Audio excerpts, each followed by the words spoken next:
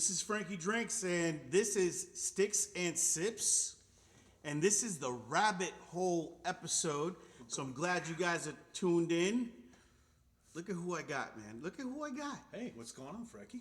No, not yet, man. I got to give you the full introduction. So, but I just want people to get a gander of what I got tonight and what we got going down the rabbit hole.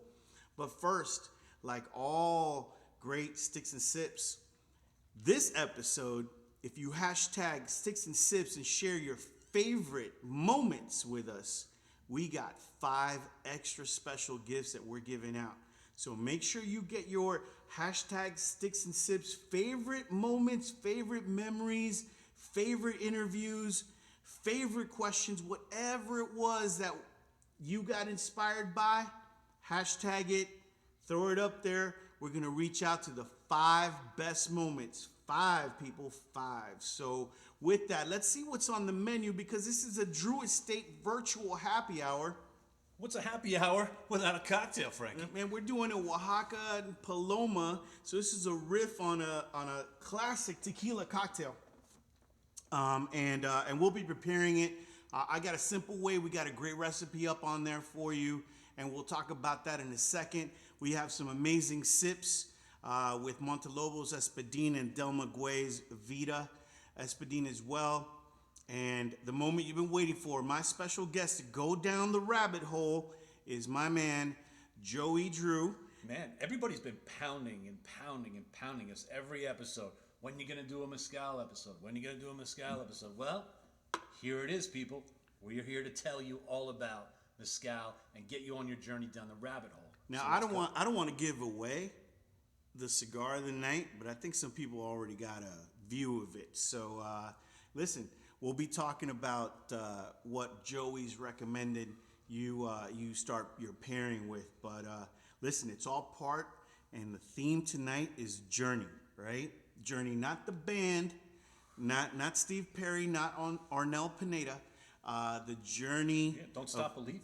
I never stop believing. I never stop believing in Mezcal. So today, I'm going to do a real easy, I don't even have my bar here, but I'm going to do a real simple Oaxacan paloma, and then so I'm going to start on mine. I'm going to do Montelobos, right? Because I love Montelobos. I think it's fantastic. And for my boy Joey, I'm doing the Vida. Thank you for uncorking that. And I'm going to hit that. Little simple, man. Super simple. So this is a play on a highball, essentially. Meaning you have an effervescent component kicking in. It's not a sour, but we are adding a little bit of lime juice, about half an ounce, and making it really nice. Get that little bit of citrus in there. And I sweeten mine with a little bit of agave syrup. And all you got to do is top it off. You can get a little grapefruit soda water, grapefruit effervescent water. Perrier makes a great one. Izzy makes a great one. These things are super popular right now. Flavored carbonated waters makes a fantastic cocktail. And it's pretty. Plus, I've got little Bitterman's Element Kool-Aid Tiki Bitters, which is Tiki Bitters, so just about 4 drops in there. And then you want to give that a quick little stir. Yeah, a little stir. You don't want anything. You're not going to shake this. You never shake a cocktail that has a carbonated component in there, because you're going to end up with a bloody mess on your hands. You shake the other components first, and then you top it off with soda. So this is what we got. All right, my man. So here's your cocktail. Where's the grapefruit? Listen, the market was running low. We only live in Florida, right? Land That's of citrus. True. Yeah. You could throw a slice of grapefruit on the edge of your glass for looks, and then when you pull it up to your nose, you'll get a grapefruit, lime, any citrus. So so you say salud. Salud, because we're celebrating Mezcal today, and obviously I've got a nice chunk of clear ice in there because I know you like that, and that's so good. Fantastic. Wow. If you like margaritas. If you like that citrus and that most famous of tequila cocktails, right? I think a paloma is definitely where you want to go. That's where it came from. That's the beginning, and it transitions into the next part. Is hey, what is mezcal? Everybody wants to know. The questions load up all the time. I've heard about it. I don't know what it is. So what is it? What is really? I mean, and that's the thing, because I want to go back to like every episode we've done. You have your mezcal minute, right? And people, and that's really sparked that enormous interest in mezcal itself. And to kind of put it in a nutshell, we've done this over all these episodes. Is really, what is mezcal? So all tequila is mezcal. All mezcal is not tequila. Tequila comes from a very specific region in Jalisco. It is made out of blue Weber agave. And the agave plant is really, all the other varietals are what make mezcal. Also, you add the process, right? You add the process. So we start with the varietal of agave. You guys have seen these agave plants, these big spiky plants. And inside it looks like they have a gigantic pineapple. And Yeah, I mean, and then there's so many varietals. So the comparison would be to wine. The same way there's many grape varietals is the same way there's a lot of agave varietals. And each one of those brings very unique flavors, textures, the terroir, again, that speaks to wine. I think, do we have a slide that speaks about that, the journey? Yeah, I think we do. So let's talk about the journey. So, where would you start that journey? And people are always asking, Joey, what should I drink? What should I do? What should I go buy? Yeah, and so the three on the board here are the three to start with. They're the ones you're going to find most commonly at your Total, your ABC, your local, liquor store, your mom and pop place. So these are available. They're at a great price point in that $40, $50 range max. And it's a great place to start. They're fantastic products from amazing producers. And that's where you start, because you don't go to the bottom of the rabbit hole when you start. You gotta start sniffing on the outside of the rabbit hole, and this is a great place to go. And if you're a tequila drinker who's getting into this, you're like, I want to explore this, now is where you will get that baseline understanding. So I know tequila, I know the aromas and flavors of tequila. That's your base. Because what does an agave taste like? How do you describe that? How do you describe what an apple tastes like? It tastes like an apple. But there are other components. There's a sweetness. There's a honey sometimes. You don't necessarily get terroir from apples. But from agave distilled spirits, you do. And that's the great part about it. And you could range, even in tequila, you could range from, certain nuttiness you get from one, certain tones that you get, little nuances you get from different regions, where it's a highland tequila, lowland tequila. But to go back, if we can go back one slide, I hate to do this to production, but when we go back and we talk about these three, Bozal, we drank it all, so we ran out. So I apologize to everybody. So Montelobos, it's made with espadín. Espadín is the agave varietal, and that comes from Santiago Mantatlan in Oaxaca, which is kind of like the heart of where mezcal is made. It's the heart of Mexican cuisine. It's the epicenter heart of it all. It's yes. the Esteli of Absolutely. agave distilled spirits and mezcal. Yeah, and to try to explain that to everybody, this is where the majority, it's a big state in the country of Mexico, and there's so many different microclimates and regions that grow agaves, that agaves exist as wild varietals. And in this case, these are both espadines. This is from Santiago Matatlan, and then Vida is from San Luis del Rio. And the amazing part is that you have so many different producers making an espadín. It's the most predominant varietal that you will encounter. It's amazing how different they can taste from producer to producer, village to village in the state of Oaxaca.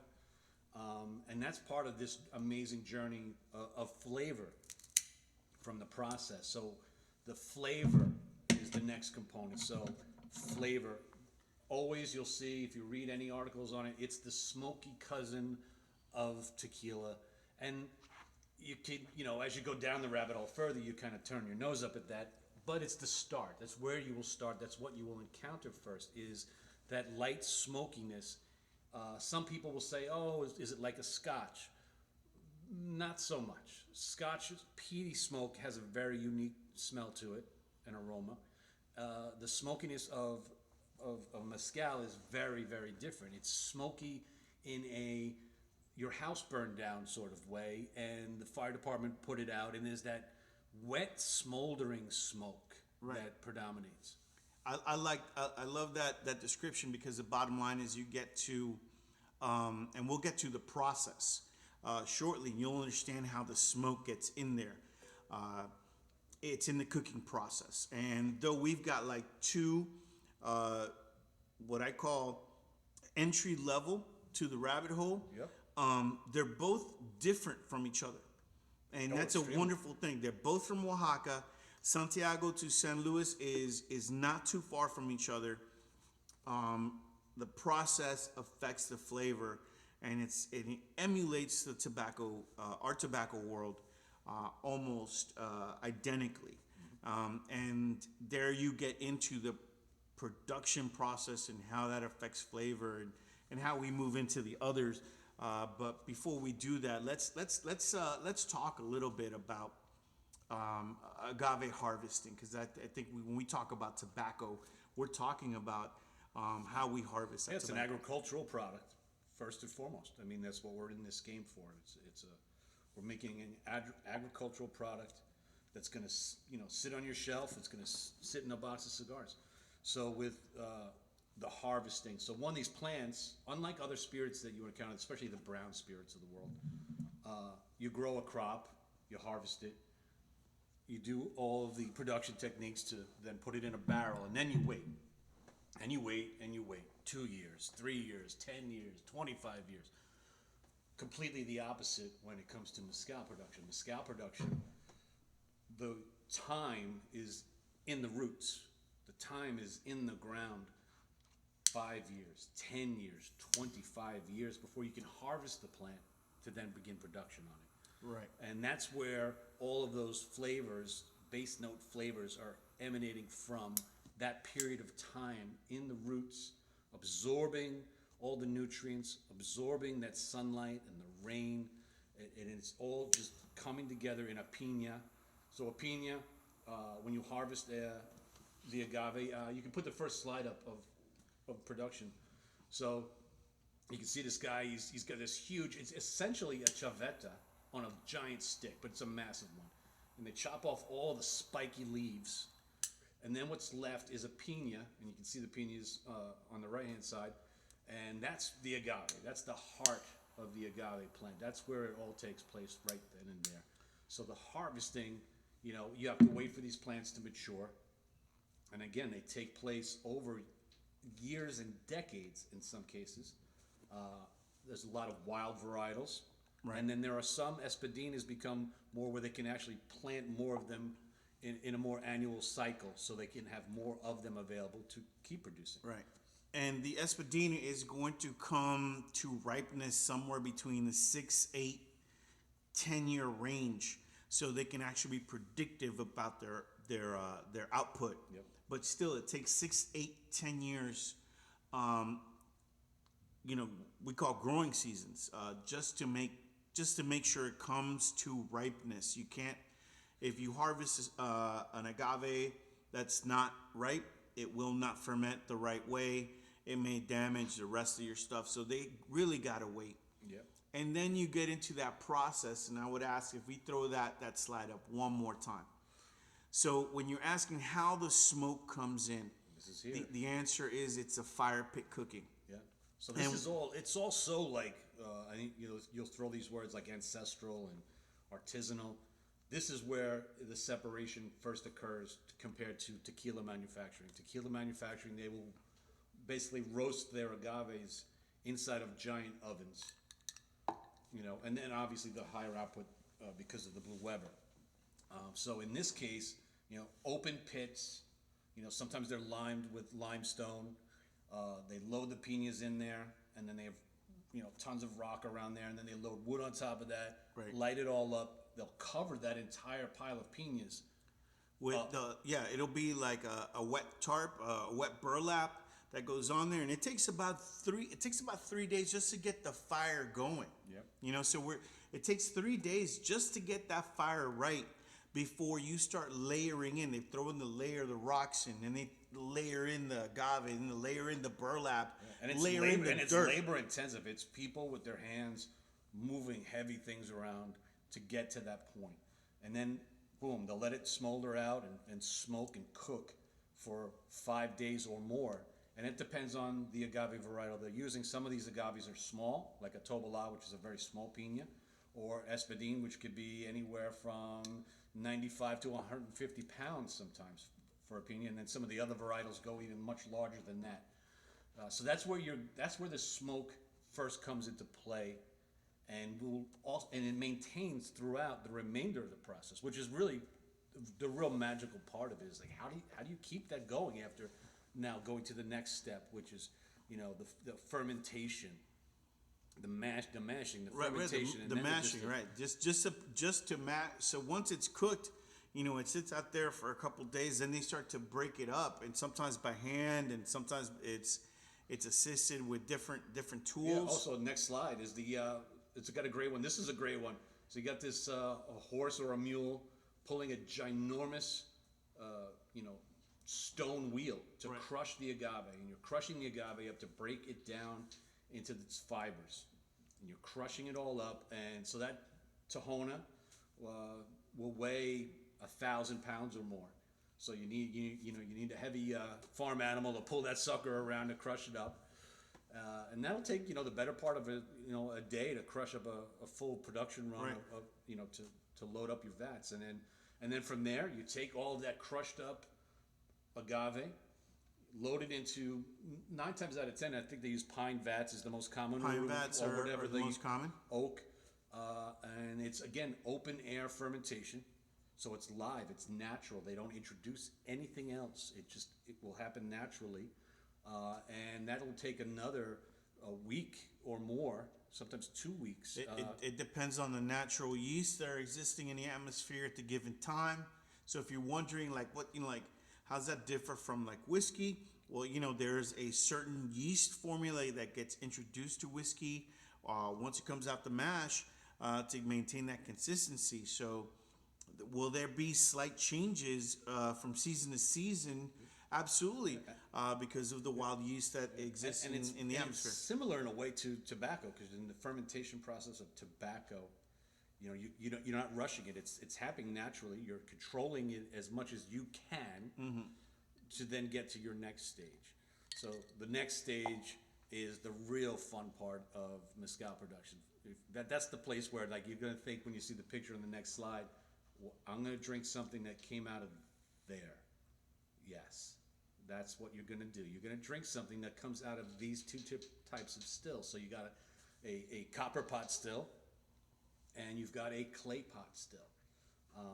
The copper pot is the more common, or it's a Filipino still, some people call them. It's the most one that's common, I guess, towards other spirit production. But still, it's extremely rudimentary in nature. Again, there's more smoke happening in this area, not so much influencing the flavor, but it's already sealed in. But that guy, they're usually burning, wood and charcoal, right, to heat the still. So it's not like it's heated by a machine.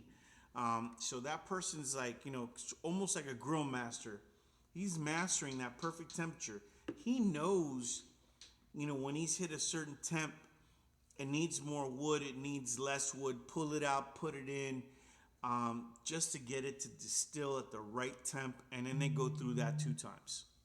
So whether it's a clay pot or a copper pot, they're going through it 2 times. And one of the beauties of mezcal is watching the guy as he takes that distillate off, and there are natural bubbles that form, and he's able to see how well he has performed in his duties as a master distiller, and meaning he's counting. So it tells him also the ABV that's occurring, right? And he's able to determine that purely by visuals. There's no machines involved. There's no chemical testing involved at all. It's all real rudimentary ancestral, essentially. It's the way it's been done for hundreds of years, and that's part of the romance of the whole process, and that's what makes the end product so amazing once you go down this rabbit hole with it. So, going down that rabbit hole, this is where you start, but man, it goes far. It goes way down deep, and pairing with the cigar is pure money. As JD likes to say, money, because who doesn't like money? You like money, I like money, and it's a money pairing by far. And so tonight, I picked my two. These are my two go-tos for mezcal pairings. Right. And that is a Herrera Esteli Habano, which Frankie's got lit, or a fantastic Undercrown Sun-Grown. And it's just, they pair so well. They got a richness, there's a spice note that cuts through there, and it just matches so well with some of the fruity overtones, and then that inclusion of a little bit of smoke that you'll get when you're first starting out. Because it's, you're starting out, you're not going to pick up all the insane flavors that we'll talk about in a minute once you go down that rabbit hole, because eventually, if you drink enough, the smoke seems to disappear. And that's happened for me. I know it's happened for you over the last several years. And that reveals all of these other amazing flavors that come through. And I think we have a slide. It's a mezcal, kind of like primer of like flavor notes. I think we need to go back about 3 slides, but there it is. Bingo. So, Joey, talk about those flavors, because you have the concept of fermentation, obviously the wood, the smoke, the cooked agave, the green agave. So, all those things together brings you to a certain spot. So, talk about those flavors that everyone's checking out. And some of the flavors are not what you would say if you're describing. So, it smells and tastes like a sweet nail polish. Well, to some people, that's kind of off-putting. And you have to get past that. Not to me. Not yet, or me. So it's, you got to get past that. But you have memories of flavor and aroma built up inside of you, and mezcal will unlock those. And that's really the fun. It becomes fun. Like, what am I tasting? Because you're going to taste something different. Right. You and the audience will taste something different. I taste something different. But for a general rule, there are some predominant flavors that always are occurring, especially in your first part of the journey. I'm going to say that most people don't know what cooked agave tastes like, because it's not like you're eating cooked agave at the corner market, right? So the idea is you're getting like, I would call it the confluence between honey, fruit, and vanilla. Yeah. That's kind of like this unique little part of what. Well, anytime you caramelize something, those are the flavors that rise to the top. Right. That vanilla, that caramelization that goes on, but again, it's coming through in a clear spirit, not a spirit that's been aged in a barrel. And to that point, that's something we spoke about in other episodes. How a barrel influences a clear liquid that you put into it. Right. In other spirits, grain-based spirits, the barrel is adding a lot. Mm-hmm. The char and the barrel is adding so much. It's adding color, and it's adding all those vanillins to the party. Right. It's also subtracting a lot of the negative flavors as well. Yes. So it's a subtractive nature and the additive nature of wood interaction. And the same thing happens when you're looking at like a mezcals that are reposados and añejos. And I'm going to take a little toast to my man Joey here for joining me on this rabbit hole journey. A little copita. A little copita. So if you guys don't know what this is, it holds about an ounce. It's a little clay pot. And the way you're supposed to drink mezcal is you're supposed to give it like little kisses, Just take little sips. Just little sips. Don't shoot the thing down. It's not worth it. Get it around your mouth. Get it in there. Get some air in there. And do that a couple times. So don't forget, hashtag sticks and sips, favorite memory. I know this is going to be one of them, because my man that's had Mezcal Minute has been waiting for this episode forever. forever, forever, ever, forever, ever. So here we are, and this is because we get so many people reaching out, and they want to learn more, but they're afraid because they don't know the category, and then they don't know the cigar. So let's talk a little bit about the cigar. We said Herrera Esteli, Habano, and the Undercrown Sungrown. But tell us why. Why those two?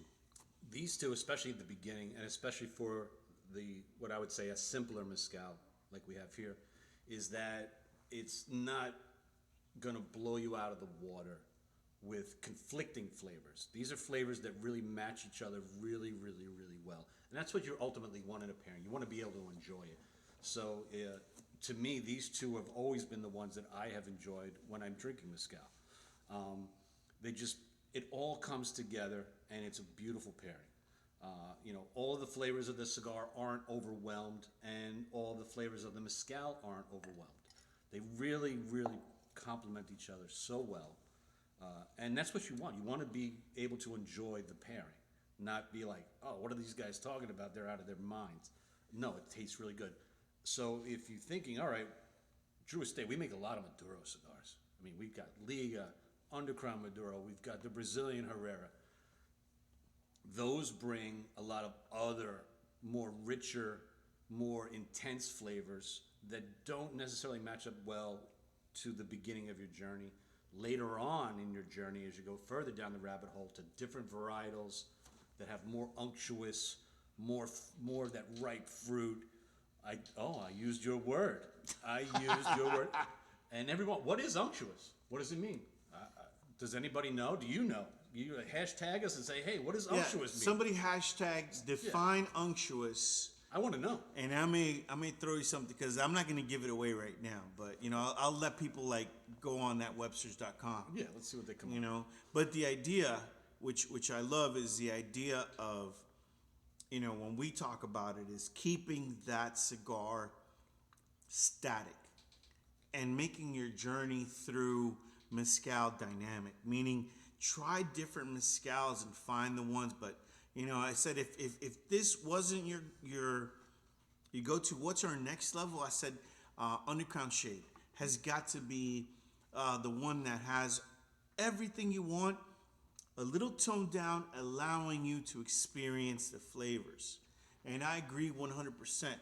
When you go further down the rabbit hole, then you can explore, you can expand into Maduros.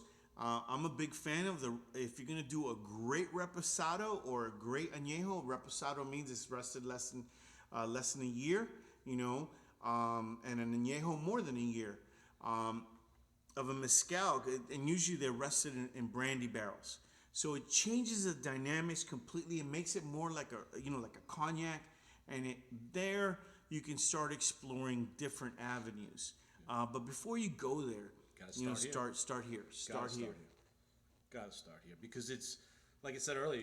You don't want to blow yourself up and get too far out and not have an understanding because it really is enjoyable. Like this, whether you're sipping it neat or you're putting it in a cocktail, the simplicity of both really just complement each other throughout the whole journey.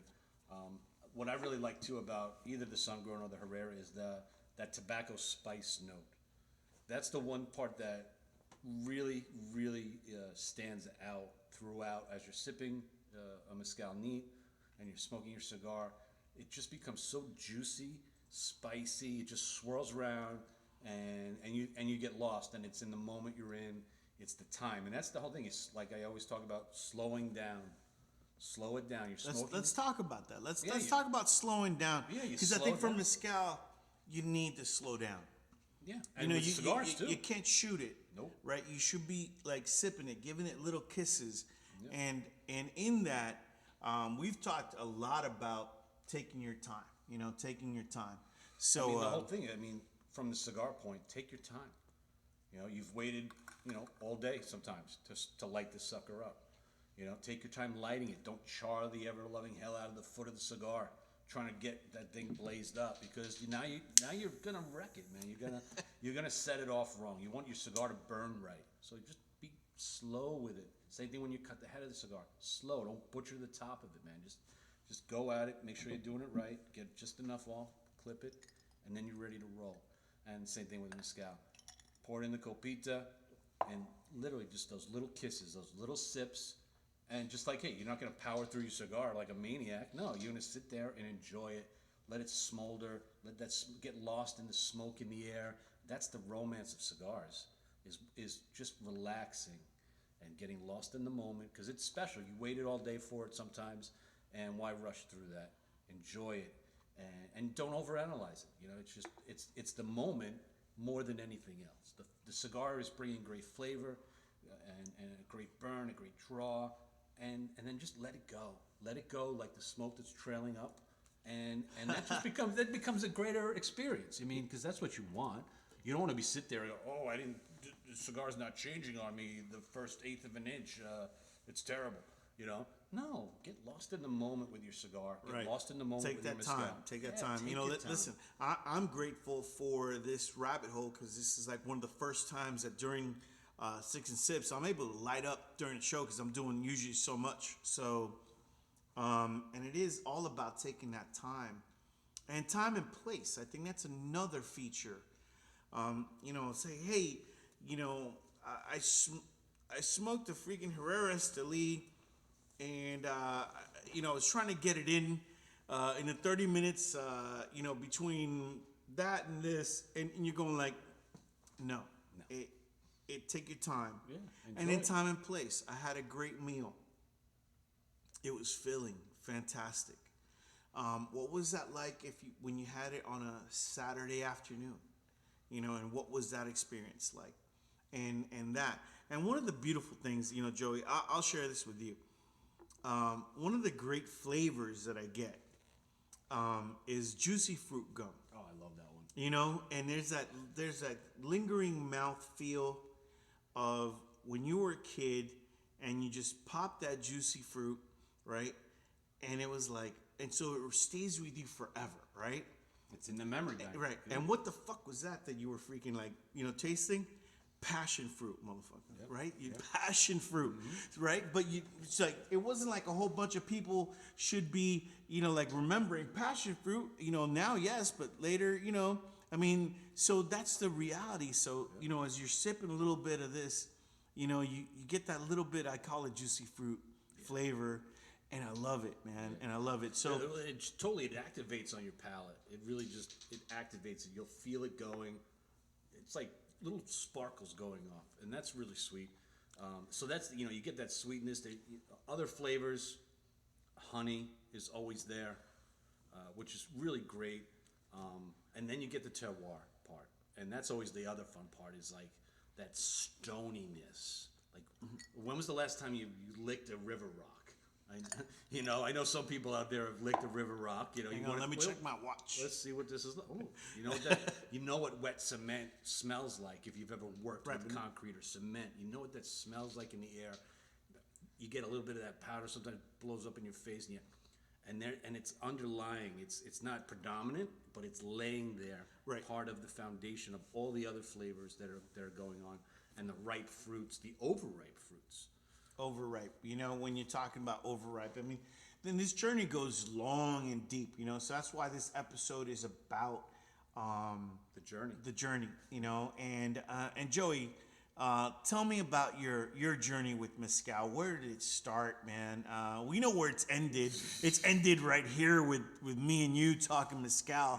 But where did it start? Man, it started with tequila, like it always does, and you go through a run, and you're going through that all, but then the word is always there, mezcal. Somebody speaks it into your ear, and you say, all right, what is this? You know, and it takes somebody to break the ice, and you really brought it back for me several years ago, when we had 2016, man. I've got it. You know, it's like, a fellow freaking mezcal nerd. I'm like, yes. Let's go. So then, so that's really where it came back really to the forefront. You know, because I tasted some and some bad ones. Because you're always gonna, you know, when you're first starting out, you always get the one that's, nope, you shouldn't have got that one, but you got it, and then you don't go back. So it taints your perception. But then once we got into it, it's been just, down the rabbit hole like freaking, like a roller coaster, straight down, that big drop, and we're still dropping. There's been a lot of money invested in mezcal. I will say, for me, to be honest with you, was a scuba diving trip to Cozumel, and there they're just pounding tequila into you any chance you can get.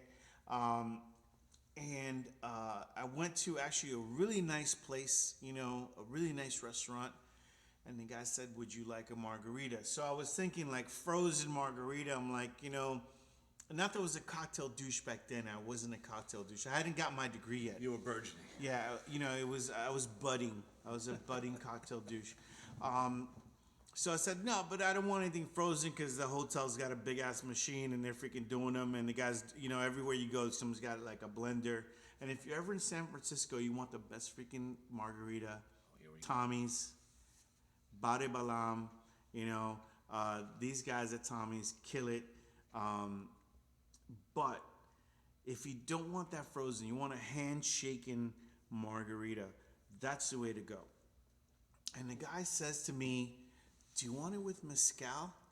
And I had just like learned about mezcal from a time, and it's a place called Carlos and Charlie's. If you're a tourist, they're gonna drag you there, and they shoot like this very low grade mezcal into your mouth, and and they try to kill you.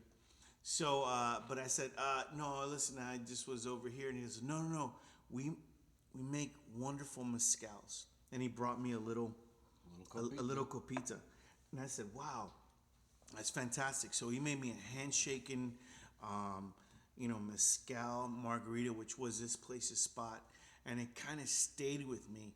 And it wasn't like I came back home and you go like, I didn't find mezcal. And the reality was no mezcal to be found. So years later, it comes up on the radar, and working with a lot of great bars, a lot of great people in the spirits industry, they reintroduce you to things like Montelobos and Vita, and you see the journey of Dr. Ivan Saldana and Ron Cooper, who is legend. This is the guy that brought the modern world of mezcal to us and to everybody. And so respecting that journey to me was going back to that moment where I first had, a mezcal, a margarita with mezcal, and enjoying the little copita and enjoying the margarita. And ever there, it's been, I call it a love affair, man. It's a love affair. Yeah. And once you fall in love, that's it. All the way down the rabbit hole you go, and that's where it ends up. So I hope you guys are been bringing the questions, because that's what we want. Fire away. Yeah. Fire away. Mystery. Your favorite memories. Favorite memories for every moment, And there's a mystery gift at the end of that. Yeah, exactly. Who knows what it's going to be? I don't know what it's going to be. No, that's the beauty of this, because it's going to be a mystery till you get it. And with that, I'm going to ask one more thing. My man Jack, who's producer extraordinaire of this show, says, what's the mezcal wall? The wall? What's a mezcal wall? I don't know what he's referring to. I don't know. I've never hit a wall of mezcal yet. I've never hit a wall of mezcal. I didn't want to drink it all. So, I mean, is he referring to possibly this collection? It could be. Mind you, this is a tiny, tiny purveyance into our mezcal world. Here we have a Rey Campero Tepestate. We have a Del Maguey, the makers of Vida, the actual single village, San Luis. We have the Banhez Tobala. That's another varietal. We have the Del Maguey Chichicapa, another single vintage varietal. And over there, what do we got? The Koch? Yeah. The Koch Arroqueño, which is another varietal. So this awaits you down the journey, and I will say we probably should have saved all those bottles, because we pretty much would have gone down in legend. Man, it's a lot of bottles, but it's a lot of fun. So get ready, get started on your journey. We told you so. I'm gonna say that. We told you so. We told you this episode was coming. It's here. It's now. Time to get started. Get into it, man. Don't be late. Don't miss the train. Don't miss the bus. Yeah, don't miss the amazing. Don't miss the experience. Yeah, the experience is it. Journey, experience. Wrap it up. We're out of here. Great seeing everybody. Thank you, Frankie, man. Hang on, man. Dude, you know, money to have my man Joey Drew on this episode. So thanks to Joey Drew for being part of it. Don't forget to keep on supporting your local brick and mortar. Right? We call brick and mortar your local liquor shops, your local cigar shops that support Drew. You know, we love all those guys. They're out there fighting the good fight. Support them where and when you can. Don't forget to follow us on Sticks and Sips, right? Drew Estate Cigar. Gotta follow that. Gotta follow Frankie Drinks, both on Instagram and Facebook. Find me. Find the Sticks and Sips. Make sure you put down that you're on this program. Keep popping in. I love to see your check-ins from all over the world. We love you guys. We love you. Peace, everybody. Have a great evening.